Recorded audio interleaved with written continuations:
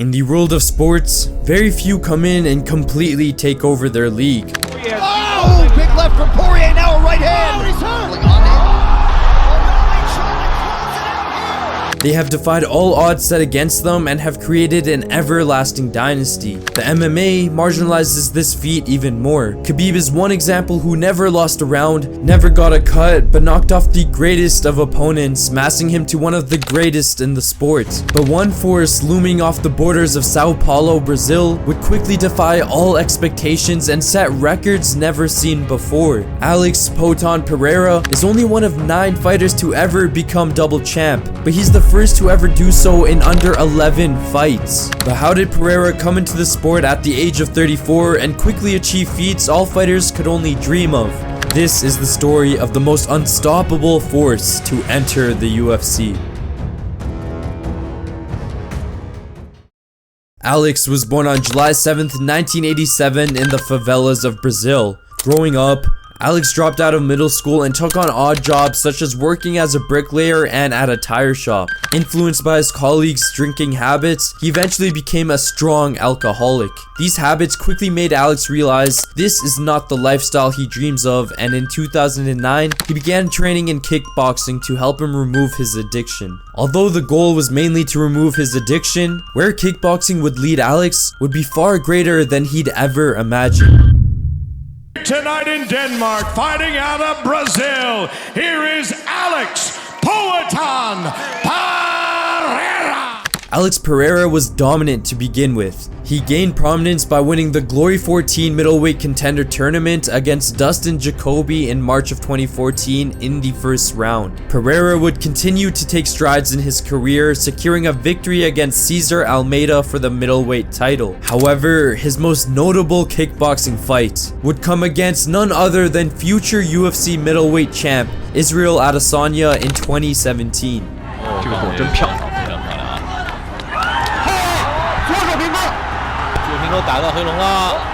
In round 3 of this highly intense fight, Pereira would throw a left hook connecting straight to Izzy's jaw and knocking him out flat on the canvas. At the time, Izzy was a kickboxer as well. However, by March of 2020, Adesanya was at the height of his career in the UFC, and after being asked in an interview about the only knockout he received in his career, he stated this about Pereira. He watches all my fights, and every time I fight, like clockwork, he'll try and put something out like, I beat this guy. At the end of the day, no one knows who the f he is. When I'm world champion, when I'm a legend, he's gonna be at some pub talking some shit about, I beat that guy one time. Pereira had to sit on the sidelines in his home in Brazil, watching Izzy come up in the UFC and watching all of his glory. He had the fame, the money, and the legacy built right in front of him. But Alex hearing Izzy say that he's a nobody, along with all the other disrespectful comments, would be exactly what he needed to ignite a fire inside himself. A little over a year after this interview, Pereira would train and condition himself, leading to his signing with the UFC on September 3rd of 2021. Ripping shots. Oh, and right cross. And Yeah, he's starting to open up here. Knee up top. Oh, he's got a wobble now.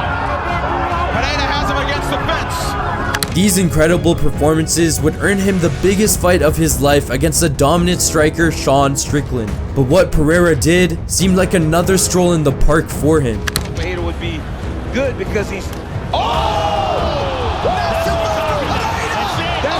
Pereira completely outstruck one of the best strikers in the middleweight division.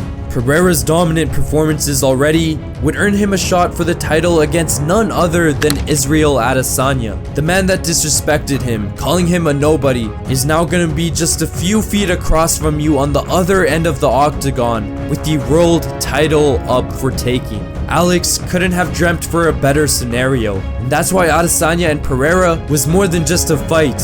It was personal, and so it was set. UFC 281 was set to take place in the MSG on November 12th of 2022.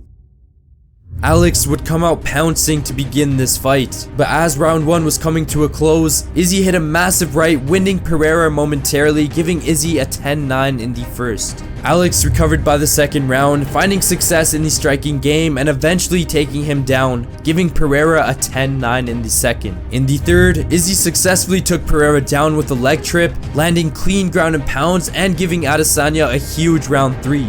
Round 4 was a quiet one, but Izzy would control Pereira slightly more, giving Izzy a 3-1 lead heading into the 5th round of this fight. So for Alex, being on the back foot, he needed to do more than just win that round. He needed a miracle knockout.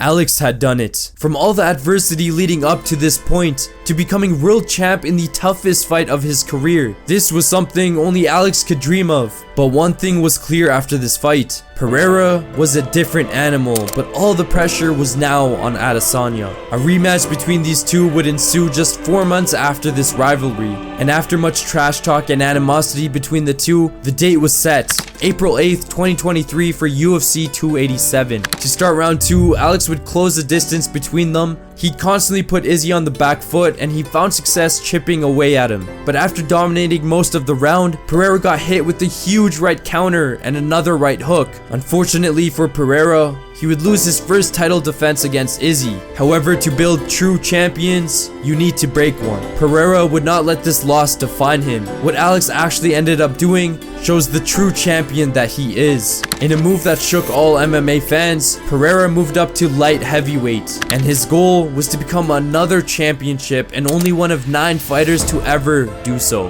His first fight in the division was against Jan Blachowicz, number 3 in the division. Pereira would win this fight by decision comfortably and rank him top 3. And this win alone would earn Pereira a title shot against Jiří Procházka. And in Pereira's biggest night of his career, he had the chance to make history. So now he has to use his defense to block, to either defend the punch or defend it. Big right hand. Mistake by him. That is going to do it. The UFC light heavyweight champion, Pereira. It was official. Pereira became one of 9 fighters to ever be a champ in multiple divisions. And in just 7 fights in the UFC, starting at the age of 34, Pereira had achieved 2 championship belts in under 2 years. Simply unprecedented, dominant, and an outright spectacle in the octagon. But the greatness wouldn't end there. In Pereira's first title defense, Pereira knocked out Hill in arguably the coldest, disrespectful knockout we've ever seen. The celebration after and the way this knockout unfolded defined the greatness of Pereira. And most recently in UFC 303, a rematch between Pereira and Jiří Procházka would take place. And just like Alex's last couple of fights, he failed to disappoint. Look at, here it is. I mean, Switch kick. Bam. Yup. He hurt his toe. Pereira landed a devastating head kick, knocking Jiří straight to the canvas and would secure his second title defense. All the floodlights are currently on Pereira and he's showing to be the most dominant force we've ever seen. From being in the slums of Brazil, growing up as an alcoholic, Pereira switched his life around, becoming a 2-time division champ in the UFC in just under 2 years. This type of dominance is unprecedented and he already stamped himself as one of the greats. And it just goes to show that no matter where you are in life, no matter the age you are, nothing can stop you from turning your life around and achieving greatness. I'm going to be uploading lots of MMA content, so if you enjoy these types of videos, please be sure to like and subscribe. I love all you guys. Peace.